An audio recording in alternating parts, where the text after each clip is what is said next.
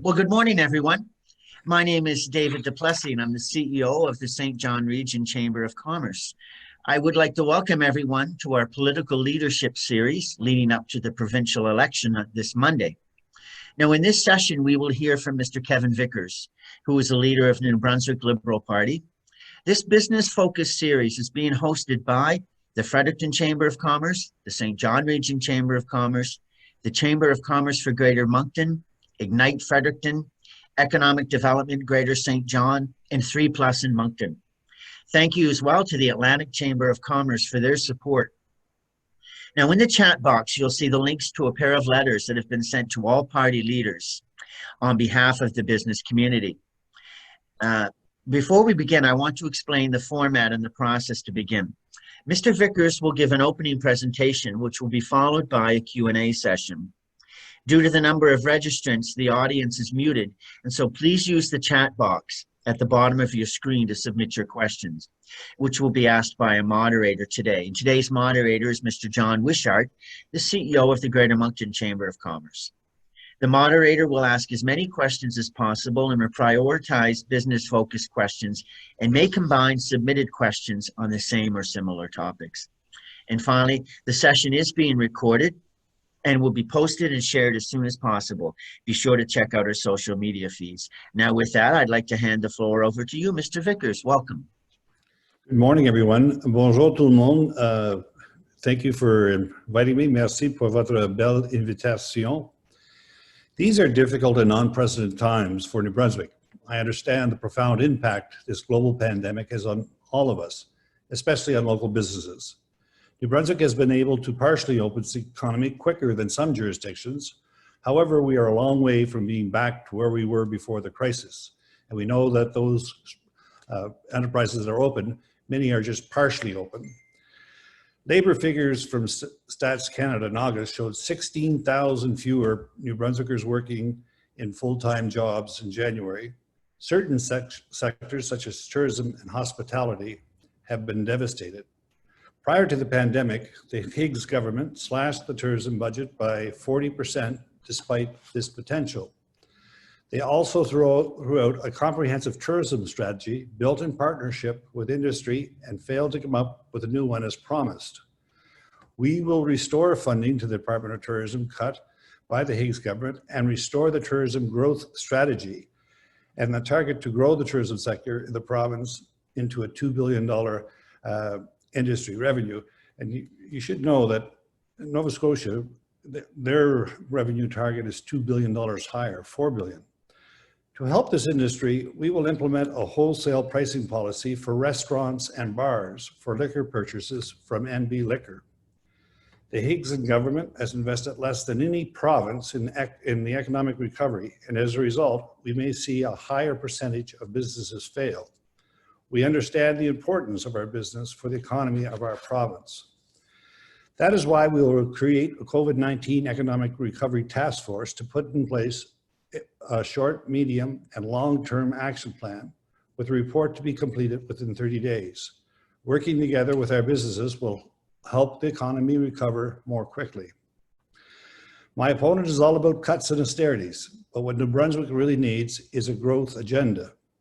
To pay for the services we need, the province needs to generate revenue, and the best way to do that is through economic growth. Prior to the pandemic shutdown, our economic growth rate ranked among the worst in Canada. That must change.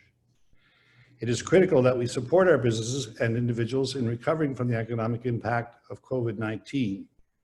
We must also look beyond that. We need to grow our economy and our population together. That means listening to and working with the leaders of our business communities. It means building on our traditional industries and economic strengths. It also means aggressively pursuing new ideas and opportunities to help build a new economy for New Brunswick. One of the biggest barriers to growth is a shortage of skilled labor in a wide variety of sectors. We need to work together now to address this and make it a top priority for the provincial government.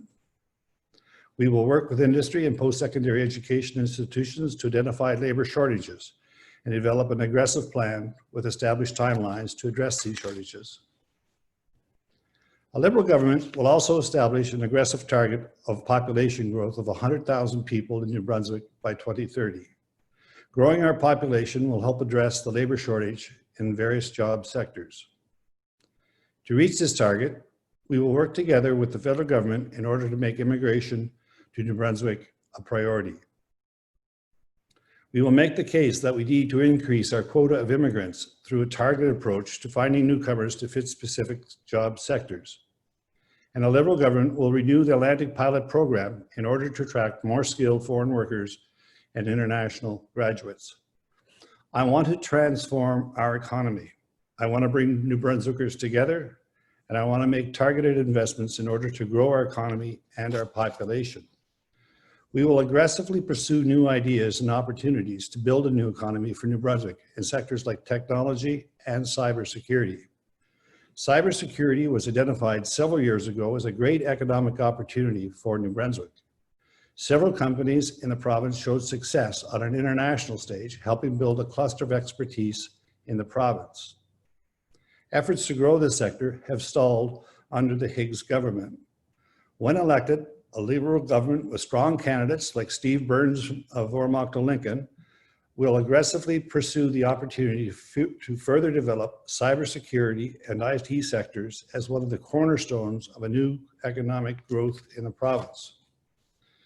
The Investment Tax Credit Program is a good way to generate business growth and investment in New Brunswick companies. We believe enhancing this program will generate more investment and growth in New Brunswick.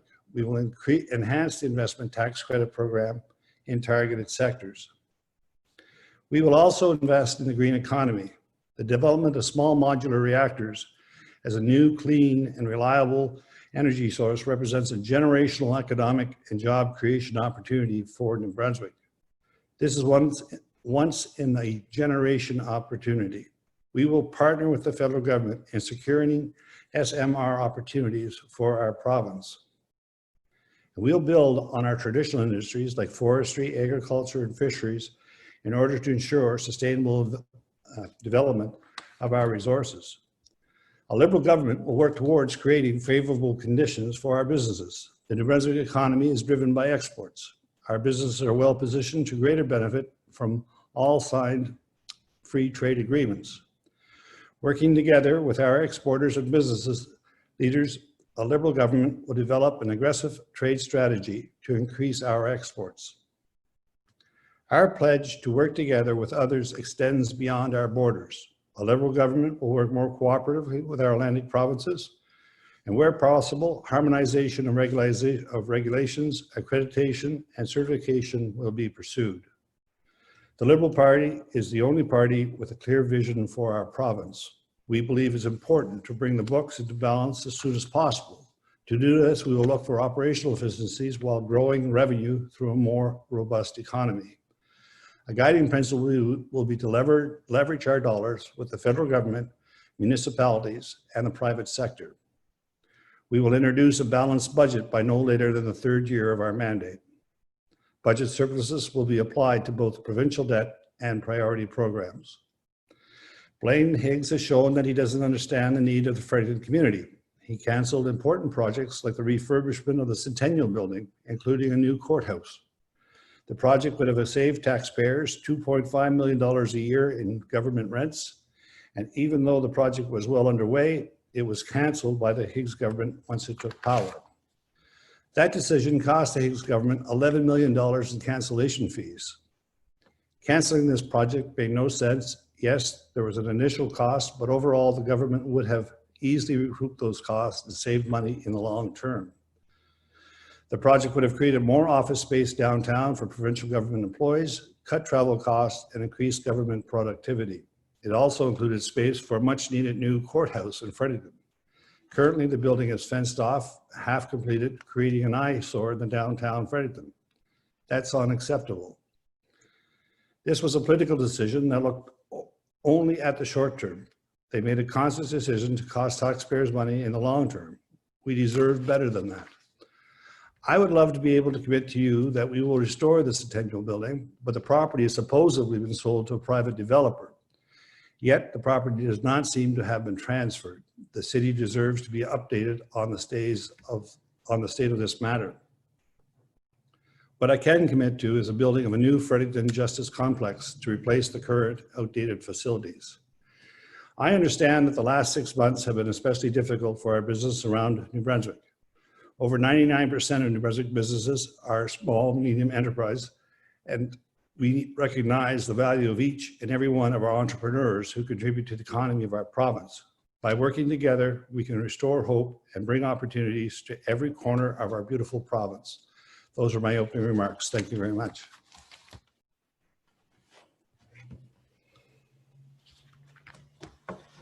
Thank you very much, Mr. Vickers.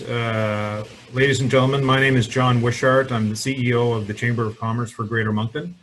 And it's my pleasure today to act as the moderator of the Q&A portion of today's session. So it is now time for those questions. Please use the chat button at the bottom of your Zoom screen if you'd like to pose a question. C'est maintenant le temps pour les questions et réponses. Veuillez cliquer sur le bouton chat si vous souhaitez poser une question. I'm going to start off, Mr. Vickers, with a question of my own, and you referenced it in your opening remarks. You said you will not raise taxes, but you plan to balance the budget by 2023. Can you tell us a little bit more about how you will accomplish this? Certainly. You know, just so a little way of background, at the House of Commons, I had 1,200 employees, a budget of $59 million.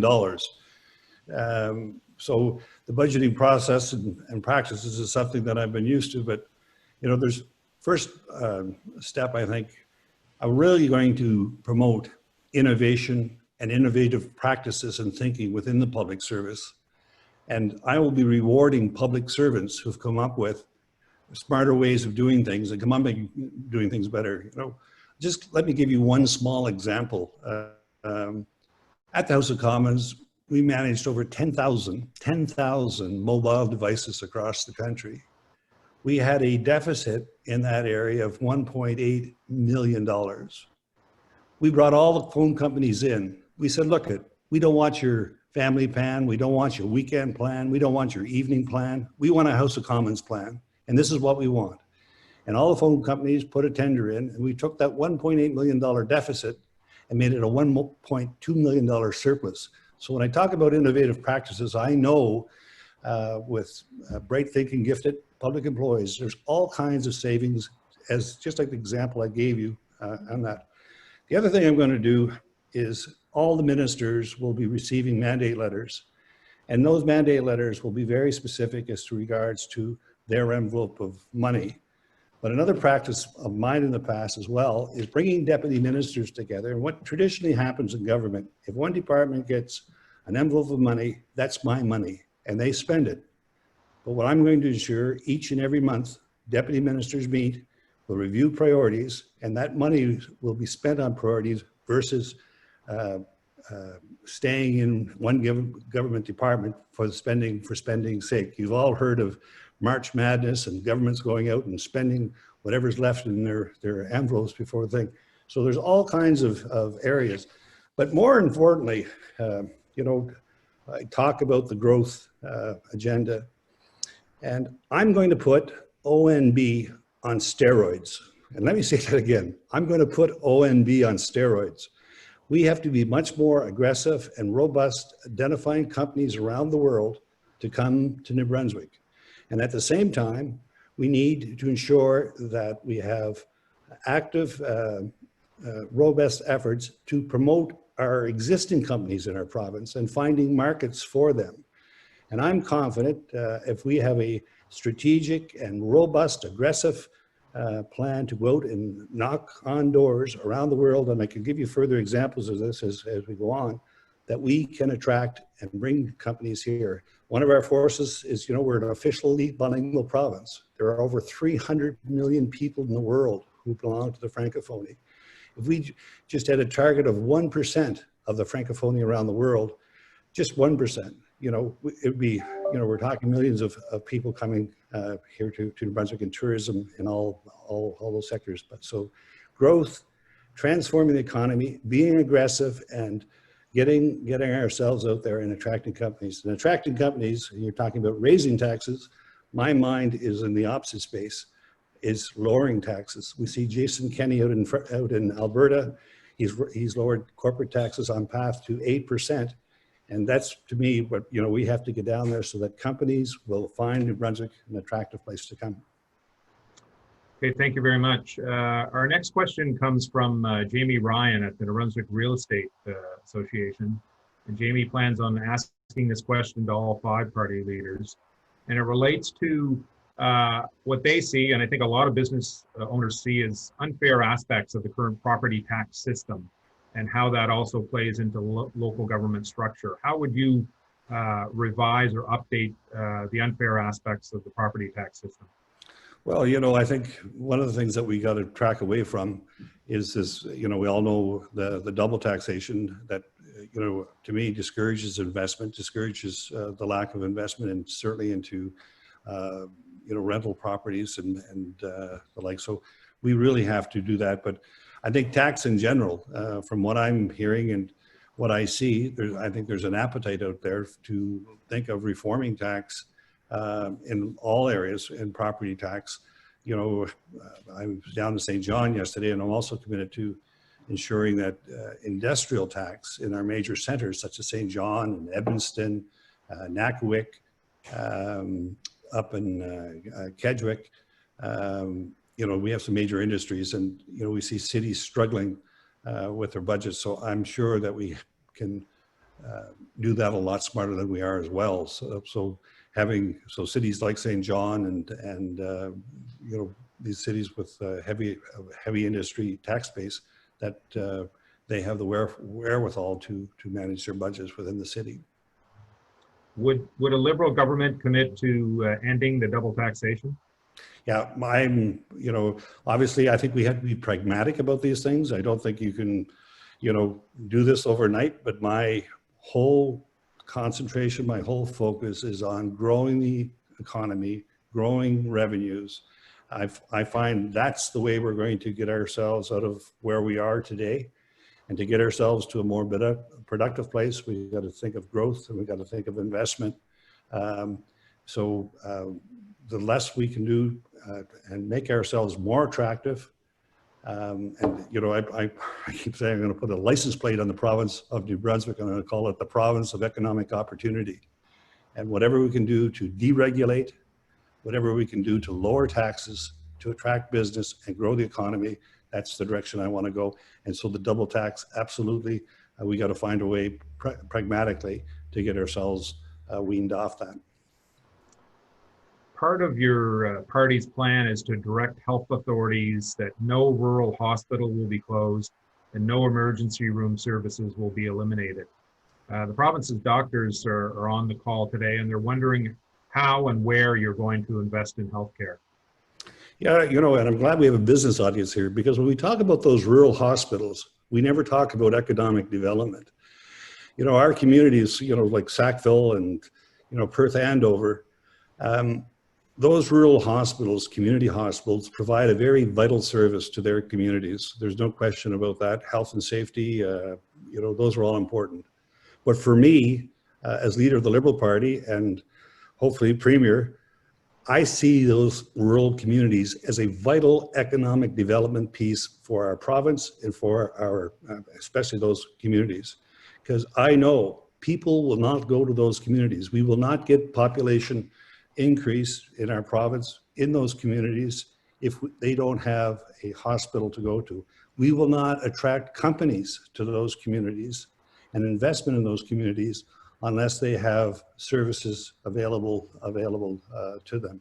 So I see again, my focus is strategy, is growing the economy, investment, and keeping these hospitals open. For me, they're an economic development cornerstone for those communities. And I was down to Sackville, and I've met so many seniors that transferred from out of province, and the only reason they went to Sackville, they wanted a small time environment, but it was critical to them that they had a rural community hospital there that provided emergency services. So that's where my thinking is on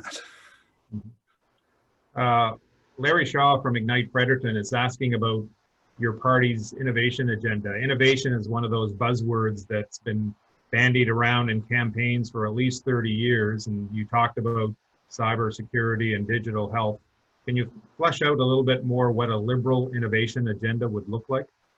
Yeah, again, you know, and I'm going to go back to my previous comments of, you know, an O&B or another, but however we're going to configure this. And I keep using that term, putting them on steroids, getting them out there, attracting investment, attracting companies to New Brunswick. You know, in the technology field, we know we had a really good thing going in Fredericton. We had a good cybersecurity footprint. We had a lot of startups. It was exciting. And I want to put the step back in Fredericton's walk. I want to put Fredericton back on the map again with technology. Did you know that there's going to be 3 million jobs worldwide by 2024? 3 million jobs worldwide by 2024 created in cybersecurity.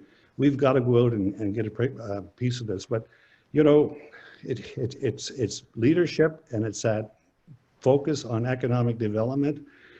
You know, when I was in Ireland, they went off an economic cliff. Their country was bankrupt. They decided to focus on 3 emerging trending sectors. Theirs was pharmaceutical, social media, and technology.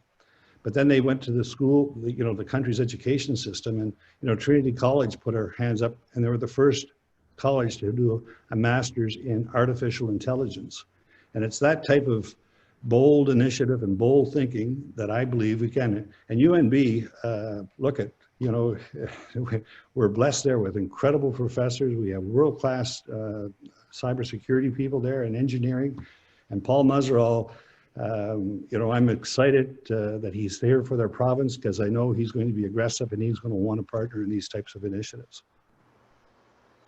Okay, there's this question in the chat on tourism. And as I'm sure you're aware, the tourism sector was among the first and the hardest hit due to COVID-19. And many operators are barely surviving the summer season, and those restaurants in particular, when the patios closed, they may be hard pressed to make ends meet with 50% occupancy. What's the Liberal plan to help the tourism sector? Look, we have to work with the federal government and access dollars that are on the table to help our small, medium-sized enterprises, but especially in tourism. Tourism to me is like such a, you know, golden opportunity for our province. And why on earth, it makes absolutely no sense to me, they would have stripped that budget from the Ministry of Tourism from 21.8 million down to 12. It was 40% cut in tourism. To me, it's like cutting your nose off to spite your face. So we really have to gear it up. You know, I was just mentioning there in my opening remarks, Nova Scotia, the government of Nova Scotia has an aspirational goal of $4 billion in tourism revenue by 2024, $4 billion. Last year, before the pandemic, they were up to 2.3 or $2.4 billion in revenue. We were at 1.3, just about double. Nova Scotia was just about double what we were bringing in revenues. And again, I talked about the francophonie. Il y a 300 millions de personnes qui font partie de la francophonie partout au monde. There's over 300 million people in the francophonie around the world. We're an official bilingual province, but who has the strategy targeting the francophone community around the world? Nova Scotia. So we really got to up our game and bring those tourists here. You know, we're going to have to talk about that difficult question of looking at some point of going to one airport so we can get international flights in here. But again, in particular, going back to your question with regards to the small restaurant and tourist operators, we have to give them that support, and I will do whatever it takes to support those companies by working with the federal government, and whatever program money is there available to them, we'll use. You know, I know we're in an election, but, you know, New Brunswick, on a per capita basis, of all the provinces of Canada help support our small business people and our economy, our province has done the least during this whole pandemic. And there's, You know, we've seen all kinds of other provinces coming up with unique programs to help restaurant, tourism operators with rent, delays of tax, giving them grants up to $5,000. There's a whole plethora of programs that were helping other things that didn't exist here in New Brunswick, and we've got to grab onto that and help our tourism and restaurant operators. One of our St. John participants this morning has asked about a commitment that apparently one of your candidates made in St. John to return $8 to $9 million in tax revenue to the city to help the city with its financial challenges. Is that a Liberal government commitment to St. John? Yes, it's in our platform. The industrial tax is about $8 million in St. John. Edmundston, Nakawik, Atholville are other places where there's a large industrial tax base. But we have to do this again and pragmatically and ensuring that other municipalities and local service districts, that their budgets aren't hit. So we're going to realign, we're going to look at that, but my commitment is to these major cities and towns, I guess, Nakawik, Edmundston, Atholville, and St. John, is to sit down and try to come up with a formula within government where they can keep their industrial tax-based monies. Mm-hmm. You made reference, Mr. Vickers, to regional collaboration across Atlantic Canada, and that's been a long-held frustration for a lot of business owners, is being able just to operate within the 4 Atlantic provinces. What areas of opportunity would a Liberal government focus on in the region to make it easier to do business across the region? Well, you know, one of the things that I really see, you know, we have these borders, and you know, we have great free trade agreements with other countries. Europe, we just last year signed the Comprehensive Economic Trade Agreement, CETA, where our country seen a strong, you know, astronomical benefit by taking down barriers and opening up trade. And that to me is key here. And but we seem to be gridlocked in our own country, where we have these barriers on, you know, all the different goods and products, liquor, all these other commodities, different taxation rates. Look, we got to think about taking down the borders, taking down the trade barriers, opening ourselves up and opening up. And I have every confidence that New Brunswick business people are just as confident as anybody else, and to have protection and protective policies. In my mind and my thinking, it's just degrees of losing. Valerie asks about your reference to developing the economy by expanding the skills of workers. Her concern rests with the status of the adult demographic in the province, who are included in the figure that close to 50% of our population do not have adequate literacy skills that permit them to perform more than sort of single focus functions. How would you introduce changes that would improve the learning and literacy skills of our adult population? Well, that's a wonderful question. I'm not sure you're aware, but today is a literacy day in New Brunswick. And, you know, I have a very dear friend, the previous Lieutenant Governor, Marilyn Trenholm Council. And this is an absolute passion of hers. And the literacy rate in our province is far too high. And obviously, this goes to education and our 10-year education plan, and as well, more emphasis on early childhood education to get to make sure that our population becomes literate, and we're doing better in that. You know, I believe programs in adult learning. You know, we got to continue to do that at our local colleges, NBCC, for example. Have opportunities for people to come in and you know, enhance their reading skills. But I want to just also give you people my thinking on it. Like, you know, New Brunswick doesn't have a skilled workforce. We're lacking in a skilled workforce. Well, you know, again, my experience over in Europe, the European Union, 550 million people. They have an exchange. If any country in the European Union, you can work. If you're from France, you can work in Ireland. If you're Ireland, you can work in the UK. There's no barriers to where you can work. So, you know, I've seen countries like, you know, in my experience in Ireland, where they have agreements with universities in other countries, and as graduates graduate, they have a job waiting for them in Ireland. And so we have, you know, if you think of Canada, you know, I like to think, you know, skilled workforce in Kitchener, Waterloo, and Toronto, and Vancouver, they're New Brunswickers. They just don't realize yet that I'm going to bring them here. And we've got to come up with unique programs to attract them here, whether that is helping them with their sale of their home or their moving cost to come to our province, where we all know the standard of living is much lower. The housing prices are much lower. The beauty of our province, we got to be aggressive in this. And I'm convinced with the right type of thinking and promotion and having attractive programs to have people to come here, we can have those types of programs to reimburse them on the condition that they're going to stay here 3 to 5 years, for example. Your 30-day plan mentions a COVID-19 Economic Recovery Task Force, and we've already talked about the tourism sector, how it's been impacted. Once those federal programs expire, as we expect they will, for instance, the emergency wage subsidy, you know, the business account, is the province willing, under your government, would the province be willing to step up to provide direct financial support to businesses who are still struggling after that period? Absolutely. You know, we all know it's a lot easier to save an existing business than letting that existing business go bankrupt and try to invest and get going new startups or new businesses. We know that, you know, especially small, medium enterprise businesses are about 99% of our economy here in the province.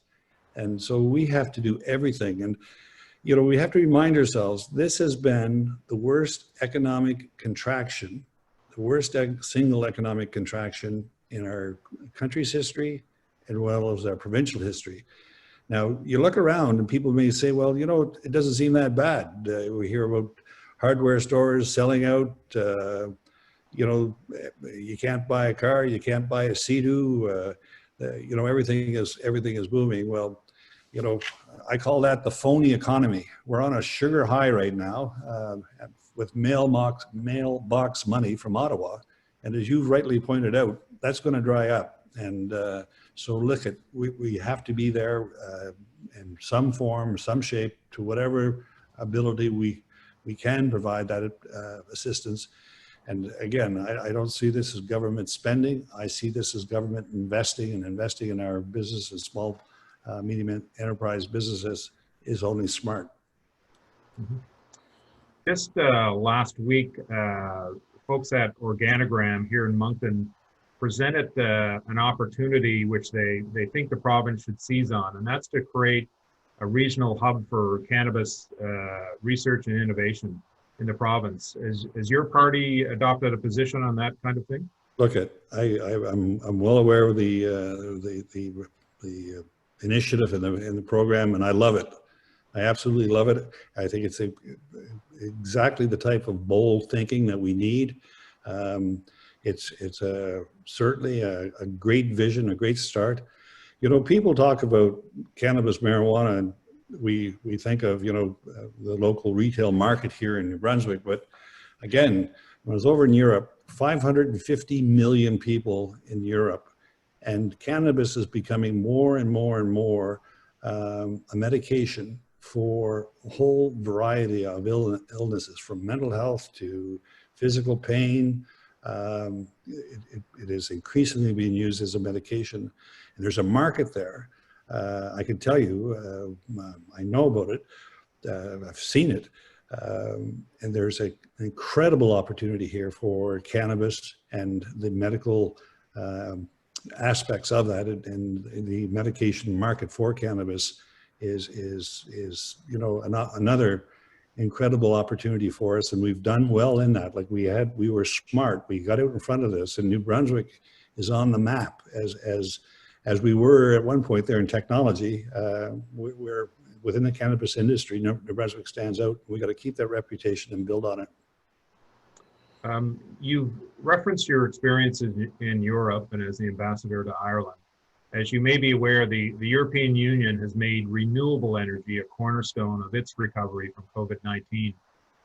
Would a Liberal government make cleaner energy a cornerstone of our economic recovery, or do you see that balance between so-called clean energy and some of our more traditional natural resources? Yeah. First of all, I think as much renewable resources that we can get, wind, solar, hydro with our tide power, that is the ultimate goal. We should all be striving for that, and it's a big priority for me. I talk about it all the time, the green economy and the opportunities for New Brunswick here, but I'd like to maybe go back a little bit on this initiative of small modular reactors in St. John. We have two companies in St. John, one called ARC, the other one Moltex. These were companies that a previous Liberal government created or got invested in. There's been a lot of other private investors in it since, and you're going to see here within the next several weeks a huge federal government investment into these initiatives. And a small modular nuclear reactor, literally the core, can fit on the back of a tractor trailer truck or a shipping container.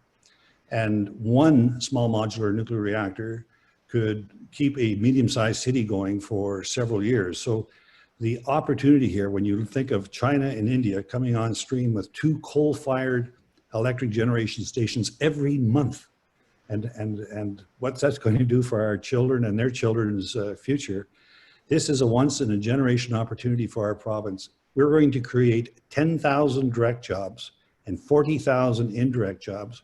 Companies like Craig Manufacturing in Heartland, Sunny Corner Mechanical in Miramichi, MQM and Tracadie, they're all ideally positioned to manufacture these reactors and to be part of the manufacturing process, creating literally thousands of jobs for New Brunswick.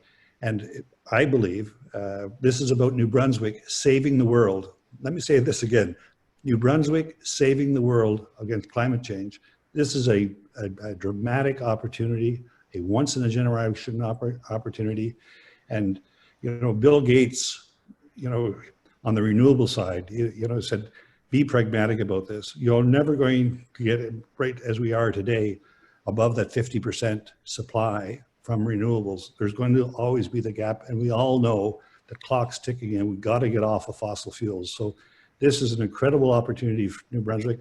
I'm going to be at the table. I'm going to be at Ottawa constantly on this. I am passionate about it. And the danger here for us is that there's very few places in the world have a social license to develop nuclear technology.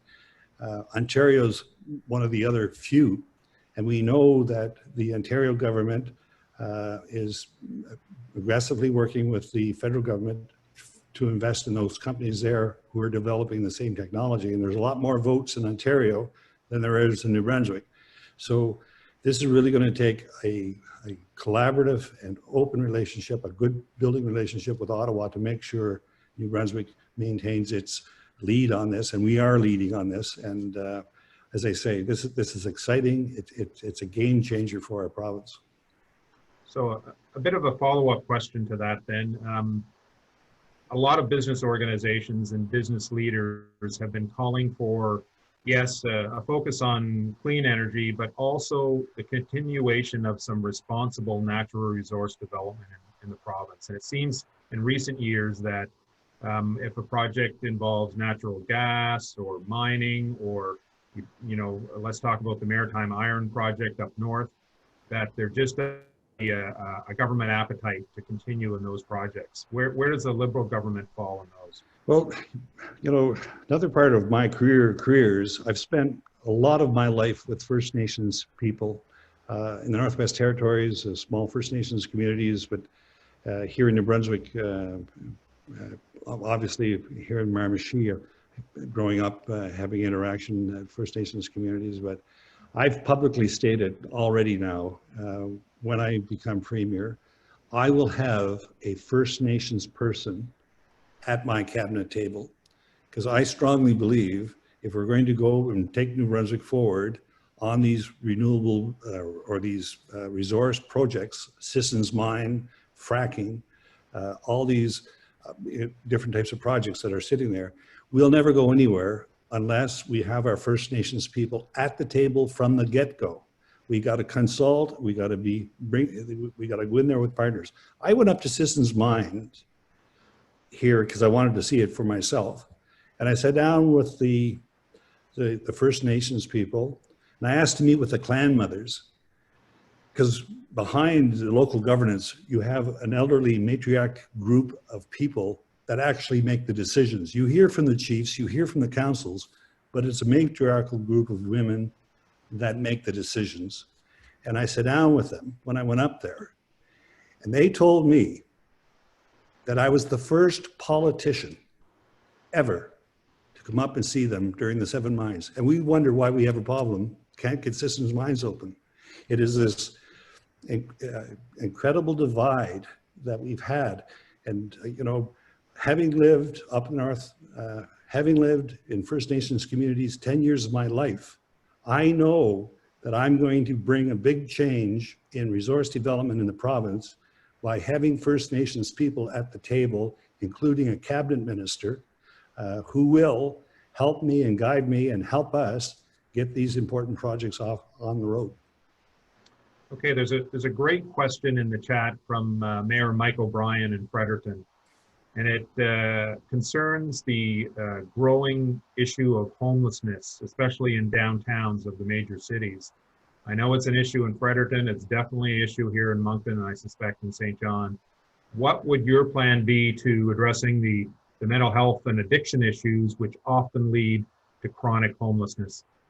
Well, first on the homeless issue, I've already publicly stated and committed that I will do, my government will do whatever it can to eliminate homelessness in Fredericton, Moncton, and our major other centers within 4 years. Our previous Liberal government signed a $300 million deal with Ottawa for the whole issue of homelessness. That money has not been accessed by the Higgs government. And within, I've already said, you hear this phrase, within the first 30 days, I'm definitely going to meet with the stakeholders. Fredericton, Mayor O'Brien is Rising Tide in Moncton, I believe is the organization in Moncton.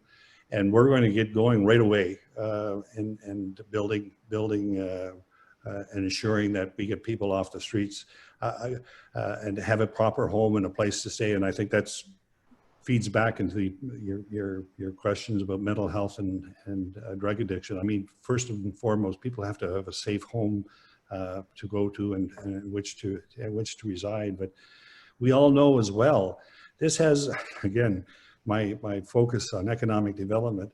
When you have a homeless situation in downtown Fredericton, downtown Moncton, people just don't want to go down there. People are not going to go to your business stores or your community stores, your coffee shops, your restaurants, if that problem continues to exist. So this is a very important, not only humanitarian issue, it's an economic issue for our local business operators. So we really have to focus on that. Now, getting back into the drug and addiction and mental health issue, a lot of the big problem here now is the evolution of drugs. Crystal methamphetamine is a new phenomena. It's a crisis in many areas. I know my home city, Miramichi, is prevalent, but as well, you know, the other major centers are seeing the effects of crystal methamphetamine, a very cheap, very addictive, very dangerous drug that leads to mental health issues. So with that, we really need a provincial strategy, a comprehensive business strategy. I don't believe the judicial system, as a police officer and a former member of the RCMP drug section for, I guess, over a decade of my career was in drugs. I do not believe that the judicial system on some of these issues is the correct tool in the toolbox. There's other tools that we should be using under different strategic pillars. The prevention pillar, we need to have good education from the get-go. This all comes back again to economy and making sure that we have an economy where people have good jobs and employment opportunities. You know, there's many tools in the toolbox other than the enforcement tool, but to send people to court for, you know, having consumed crystal meth, they're addicted to it, they're released. It's just a never-ending circle, causing cost and jail time, like overtime costs, all kinds of costs that are just ridiculous. So we have to be smart about this. And as I say, I think a provincial strategy to combat certainly crystal methamphetamine is something very, very much needed. There's a follow-up question to Mayor O'Brien's from Andrew LeBlanc at the Atlantic Wellness Center here in Moncton. And he asked, what role do you see the nonprofit sector playing in a Liberal government's plan to address these issues? How would you engage and support? Oh, and absolutely, it's a fantastic question.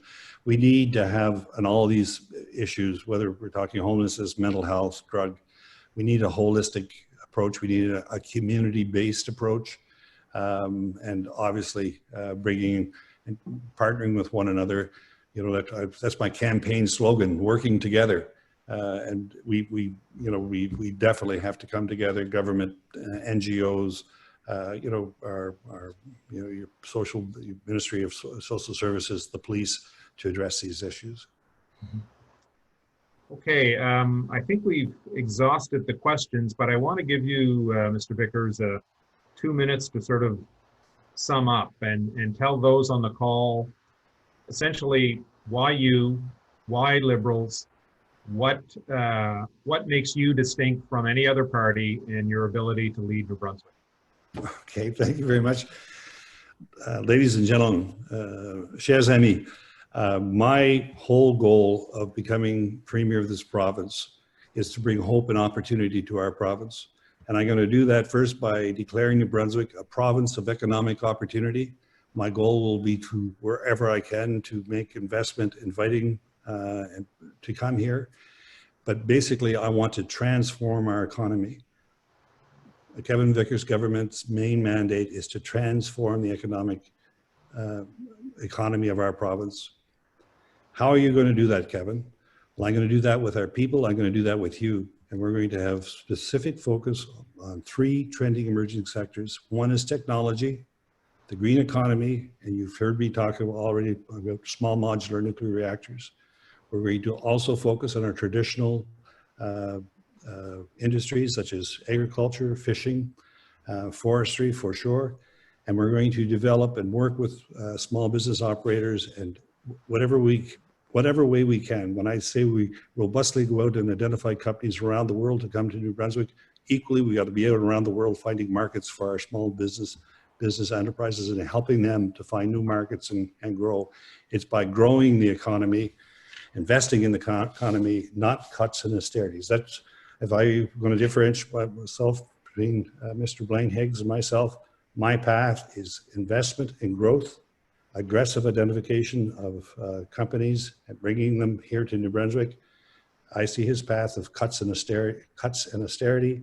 And for me, that is the defining marker between us. Thank you very much. I think at this time, just to close off the session, I'll call on Ron Gaudette, who's the CEO of Economic Development Greater St. John, to give us some closing words. Ron?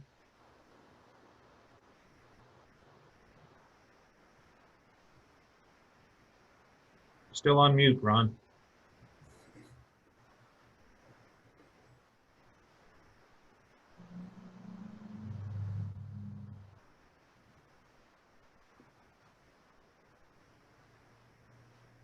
We'll give him a few minutes to unmute.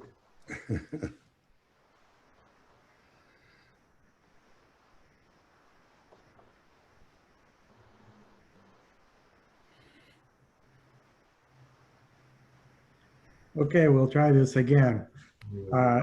Thank you so much, John, and thank you, Mr. Vickers, for participating in this leadership series this morning.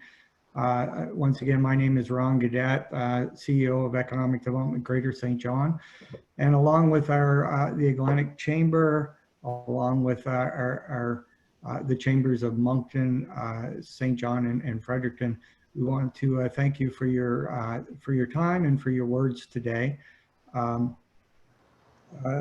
well, we want to thank my sister organizations, 3+ and Ignite. So thank you so much. We would also remind people of the upcoming leadership series at 10:30 this morning. We have Blaine Higgs. At 1 p.m. today, we have David Kuhn of the Green Party. And tomorrow we have at 8 a.m. Thomas and McKenzie from the NDP. And at 9:30, Chris Austin from the People's Alliance Party. So once again, thank you so much. And thank you for all of you for participating this morning. We appreciate the time and the very thoughtful and insightful questions. Back to you, John. Thanks very much, Ron. And Mr. Vickers, we did have a couple of late questions. I don't know whether you'd like to still answer a couple, but I think they're important ones. One relates to the retention of newcomers and the attraction of newcomers to our province. So maybe you'd just like to address where you'd like to take New Brunswick in that respect. Yeah, you know, this is critical that we grow our province. We're an aging province, currently is aging quicker than any other province in the country. So we have to target, we have to work with Ottawa collaboratively, have a working relationship with Ottawa to ensure that we have the permits, first of all, to up our numbers. Our goal is 10,000 a year. We'd like to be 100,000 by new arrivals by 2030. The retention aspect has been a challenge. I know, you know, traditionally people come here and then wish to move on to, you know, Montreal or Toronto, especially where their ethnic communities are involved. But I believe, again, the answer here, my answer here is the economy. And if we can get this place going, and I'm confident that we can, and have high-paying, good-paying jobs, this issue will look after itself, and that's my belief. Okay, one last question, I promise, and it's one from the Capitol Theatre here in Moncton, asking about what kind of support a Liberal government would give to the arts sector. Well, you know, and with COVID-19, you know, it really has been devastating to the, you know, just by sheer numbers, we can't form as we usually did. So look, art is part of who we are. It's the essence of who we are. The culture is to me again something that makes us so rich, especially here in New Brunswick, where we have, you know, we have a dynamic Acadian culture, our Anglophone culture.